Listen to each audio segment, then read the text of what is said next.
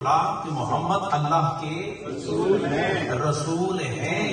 ہم نہیں ہوں گے تب بھی رسول ہیں، جب ہم نہیں تھے تب بھی وہ رسول تھے، اور جب کچھ نہ تھا پھر بھی رسول تھے، اور کچھ نہ ہوگا تب بھی وہ رسول ہیں. تو اب یہ سارا تصور ذہن میں رکھ کے ترجمے کی طرف آئے. اللہ نے فرمایا محمد الرسول اللہ، محمد اللہ کے رسول ہیں. اور آگے فرمایا والذین معہ اشداء علی الکفار رحماء بینہم تراہم رکعا سجدا یبتغون فضلا من اللہ ورضوانا ذالک مثلہم فی التوراۃ وذالک مثلہم فی الانجیل سیماہم فی وجوہہم من اثر السجود.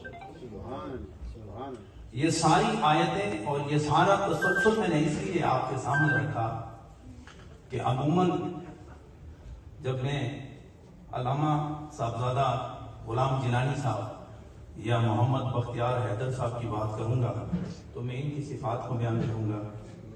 فلاں گھر سے ہیں، فلاں علاقے سے ہیں، اتنا بڑے ہوئے ہیں، یہ خصوصیات ہیں، یہ معاملات ہیں، یہ شرف ہے، یہ شرافت ہے، یہ کرامت ہے، یہ فضیلت ہے، یہ امتیاز ہے، اور اس طرف پرواز ہے. سبحان اللہ.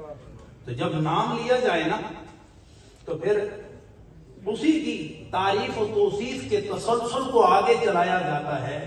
یا اگر نام کسی کا لیا جائے اور اس کے مقام و مرتبے کو بھی بیان کیا جائے تو پھر اس ڈیٹیل میں جو چیزیں آتی ہیں پھر عمومی ماحول میں اسی ہی کو بیان کیا جاتا ہے.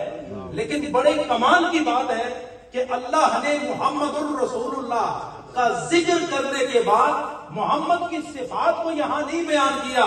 فرمایا محمد کو تم کیا جانو کہ وہ کیا ذات ہے اور کتنی بڑی ہے.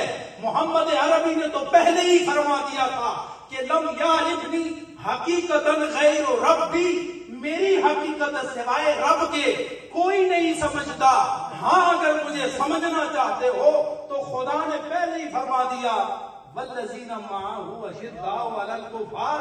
اگر مجھے سمجھنا ہو تو ایک طرف ابو بکر کو دیکھو تو دوسری طرف علی مرتضیٰ کو دیکھو، ایک طرف حضرت فاروق اعظم کو دیکھو اور پھر حضرت عثمان غنی کو دیکھو، حسنین کریمین کو دیکھو. جب ان کو سمجھ جاؤ گے تو پھر مجھے بھی سمجھ جاؤ گے، اور جب مجھے سمجھو گے تو قرآن کا یہ فرمان تم پر گواہ ہوگا. اور وہ کیا ہے؟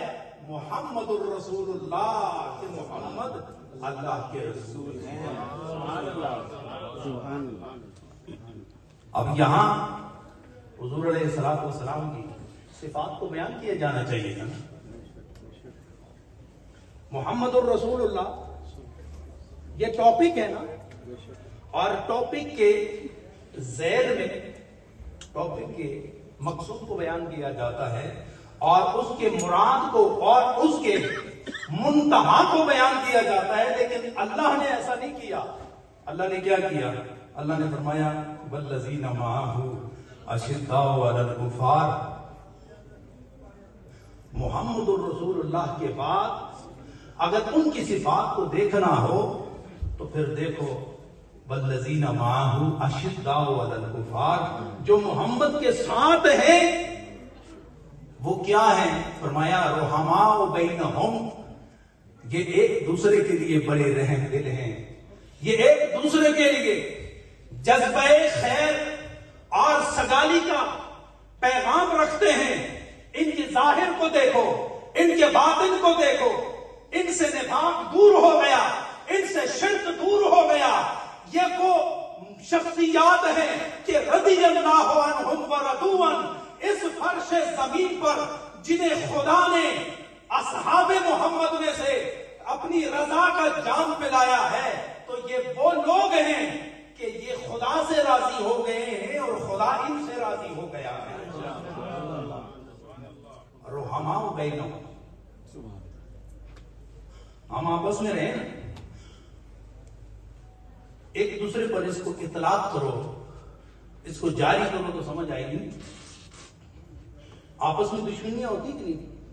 بولو ہوتی دشمنی چیز، آپس میں نفرت بھی ہو جاتا ہے، آپس میں اختلاف بھی ہو جاتا ہے، آپس میں ڈھیر سارے معاملات ہو جاتے ہیں، لیکن کیا وجہ ہے کہ صحابہ خدا گواہی دے رہا ہے رحماء بینہم.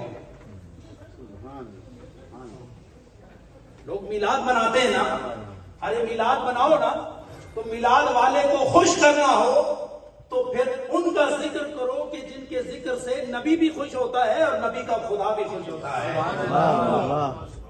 اختلاف ہو سکتا ہے، لیکن صحابہ کے متعلق اللہ نے ارشاد فرمایا رحماء بینہم، یہ ایک دوسرے کے لیے رحم کا جذبہ رکھتے ہیں، یہ ایک دوسرے سے محبت کرتے ہیں.